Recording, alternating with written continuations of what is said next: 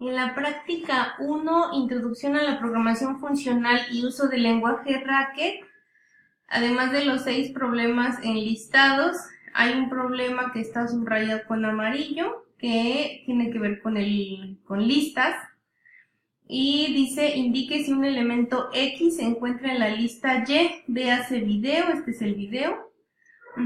Entonces, esto es necesario que lo hiciera porque todavía había una cosita que no les había mencionado con respecto a las listas, que igual muchos ya conocen, pero tiene que ver con las listas vacías, ¿no? Un caso importante es cuando las listas son vacías. Entonces, por ejemplo, nosotros tenemos una lista y un elemento X y hay que ver si ese se encuentra ahí. Cuando la lista es vacía, pues el elemento X puede ser 7, 20, 30, lo que sea, pero obviamente pues nunca se va a encontrar en la lista porque no hay elementos dentro de ella, por lo tanto la función debe regresar un falso, ¿no? Y en el caso de que la lista no sea vacía, entonces sí, lo que podemos hacer es ir comparando cada elemento de la lista para ver si es igual a X. Si este no es igual a X, entonces podemos hacer la misma idea, o sea, la misma comparación, o bueno, llamar a la función de forma recursiva con el resto de la lista, hasta que encontremos que X es igual a ese primer elemento de una sublista, o bien que la lista esté vacía, esos serían los dos casos bases, que ya nos regresarían falso o verdadero, ¿no? Entonces tendríamos cuando la lista es vacía, cuando el primer elemento es igual, y si el primer elemento no es igual, hacemos la recursividad sobre el resto de la lista.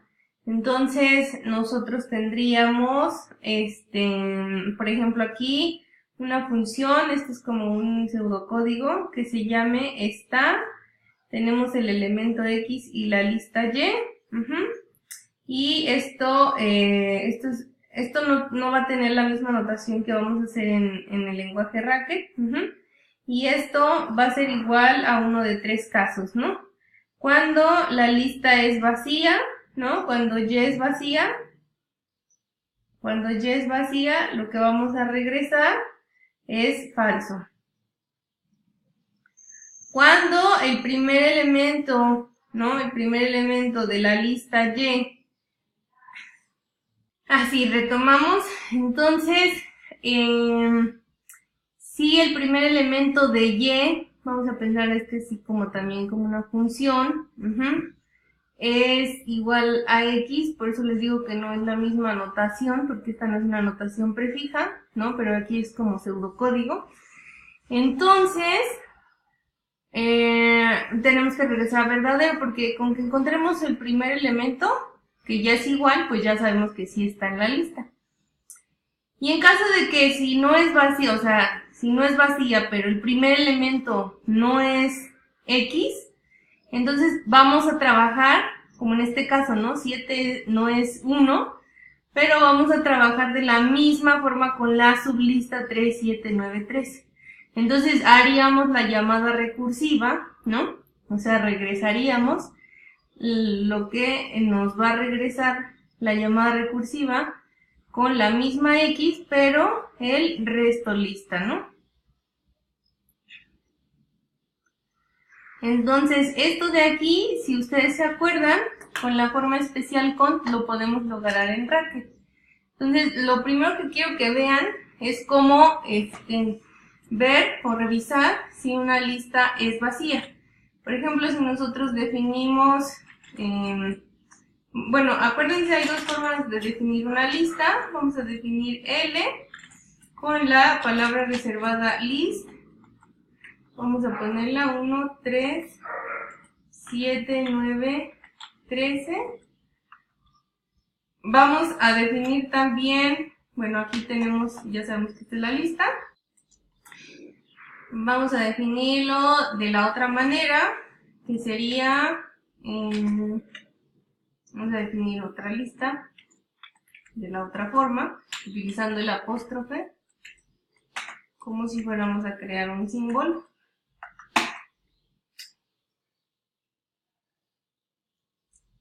Es que no les he mostrado, pero acá ya tengo preparado algo del ejercicio, ¿no? Entonces me está diciendo que estoy redefiniendo L1.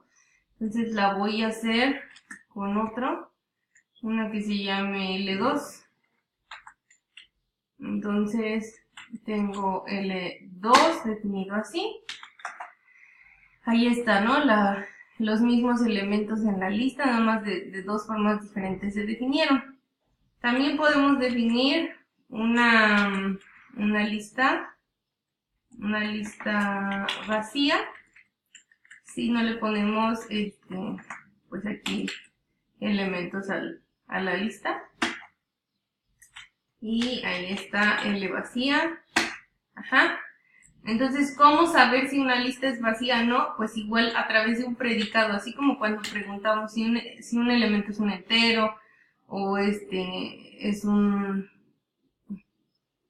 Sí, como cuando lo aplicábamos como predicados. Yo les mencioné que a través del tipo, o que era un símbolo, a través del tipo y un signo de interrogación ustedes podían crear un predicado, y también les dejé una tarea que vieran cómo es que se formaban esos predicados. Entonces, a través de la palabra null y el símbolo de interrogación, nosotros podemos saber si podemos crear un predicado para saber si una lista es vacía. Entonces, por ejemplo, si yo le aplico este predicado a L vacía, me dice verdadero. Y si yo le aplico este predicado a L2, que pues no es vacía, es falso, ¿no? Entonces, este es el predicado que me va a servir para este primer caso. Y recuerden que vamos a usar un cont. Entonces, aquí está nuestra función star con sus parámetros correspondientes. Recuerden que para eso utilizamos la forma especial define, el nombre de la función con sus parámetros y el cuerpo de la función, que es todo ¿no?